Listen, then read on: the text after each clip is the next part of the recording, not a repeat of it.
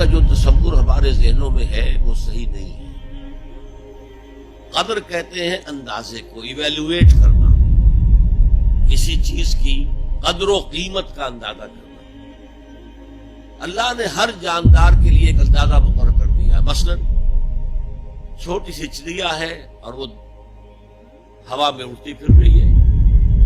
انسان ہوا میں نہیں اڑ سکتا.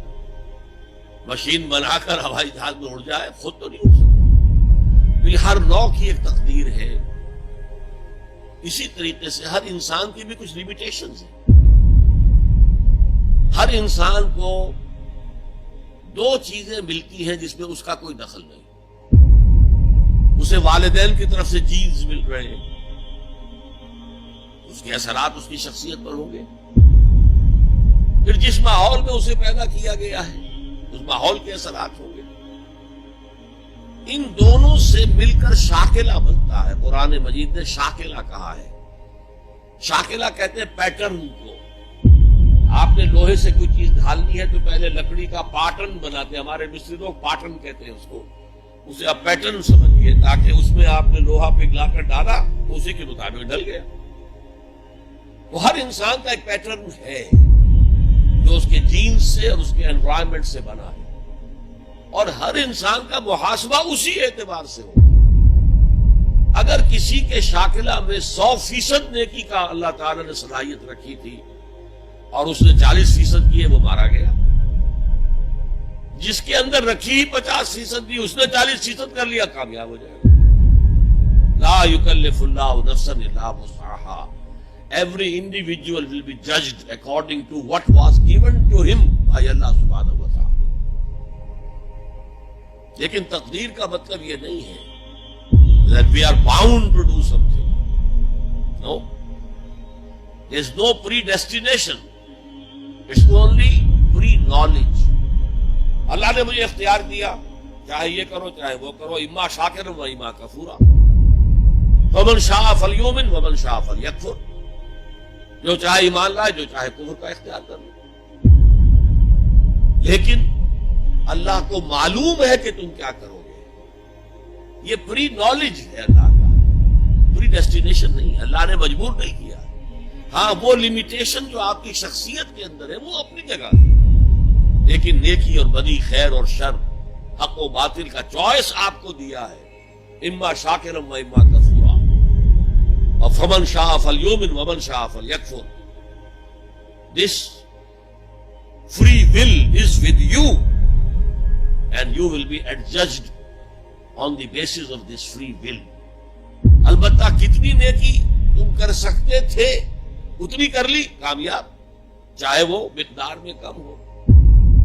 اب جب غزوہ تبوک کے موقع پر حضور نے مسلمانوں سے کہا یہ جیش الاسرہ ہے، ساز و سامان چاہیے، اب لاؤ پیسے پیش کرو.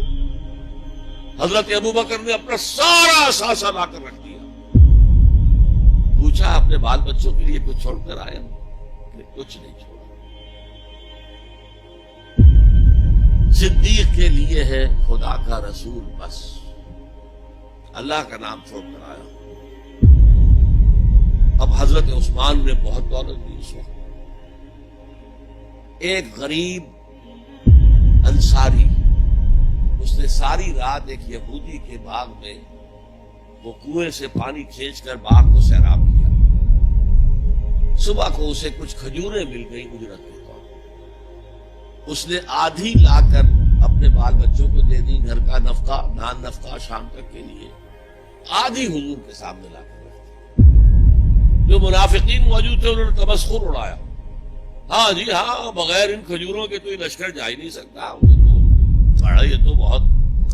حضور نے کیا کہا؟ ان کھجوروں کو اس پورے ڈھیر کے اوپر پھیلا دو، اللہ کی نگاہ میں یہ اس پورے ڈھیر سے زیادہ بھاری ہے.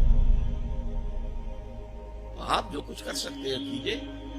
اللہ تعالیٰ کی لاٹھی اندھے کی لاٹھی نہیں ہے جو برابر چلے سب پر، بلکہ ایوری انڈیویجول اس کے علیحدہ علیحدہ حساب. اللہ کا کمپیوٹر بہت بڑا ہے، بہت بڑا ہے، بہت بڑا ہے. وہ ہر ایک کی قدر و قیمت کا تعین کر لے. اگلا سوال، آپ نے کہا تھا جس نے قرآن کو جھٹلایا وہ عنقریب خسارے میں ہے، تو قرآن اور حدیث حدیث کی کتابیں ہونے کے باوجود بھی ہمارے علماء مسجدوں میں، گھروں میں اور درسوں میں قرآن کی باتیں چھوڑ کر بزرگوں اور اماموں کی کتابیں کثرت سے پڑھتے اور پڑھاتے ہیں۔ کیا ہمارے علماء یہ نہیں جانتے کہ قرآن ہی بخشش کا ذریعہ ہے اور قرآن میں ہی سب فضائل اور مسائل ہیں؟ پھر وہ ایسا کیوں کرتے ہیں؟ تسلی بخش جواب دیں۔ میرے پاس یہ اختیار تو نہیں ہے کہ آپ کی لازماً تسلی کرا دوں، البتہ میں عرض کرتا ہوں علماء کرام کو برا بھلا کہنے کی بجائے اپنے گریبانوں میں جھانکیے۔ آپ خود کیوں نہیں پڑھتے دین کو؟ آپ نے ڈاکٹری پڑھی، آپ نے انجینئرنگ پڑھی، آپ نے MBA کیا، آپ نے کمپیوٹر سائنس کے اندر MSc کیا، آپ کیوں نہیں پڑھتے؟ آپ نے یہ مولوی پروفیشن کریٹ کیوں کیا ہے؟ اسلام میں کوئی مولوی پروفیشن نہیں ہے۔ اسلام میں نہ پاپائیت ہے نہ برہمنیت ہے۔ ہر مسلمان کو اس قابل ہونا چاہیے کہ نماز پڑھائے، ہر مسلمان کو اس قابل ہونا چاہیے اپنی بیٹی کا نکاح خود پڑھائے، ہر مسلمان کو اس قابل ہونا چاہیے کہ اپنے باپ کا جنازہ خود پڑھائے۔ جو دعا اس کے دل کی گہرائی سے نکلے گی وہ کسی عالم دین کے دل سے نکل سکتی ہے۔ تو اصل میں ہم نے اختیار کیا دنیاوی تعلیم، جس میں پیسہ ہے، جس میں عزت ہے، جس میں گلیمر ہے، جس میں اونچے کیریئر ہیں، اور ہم نے باقی کام چھوڑ دیا ہے علماء کے، تو پھر ان پر تنقید کرتے ہیں۔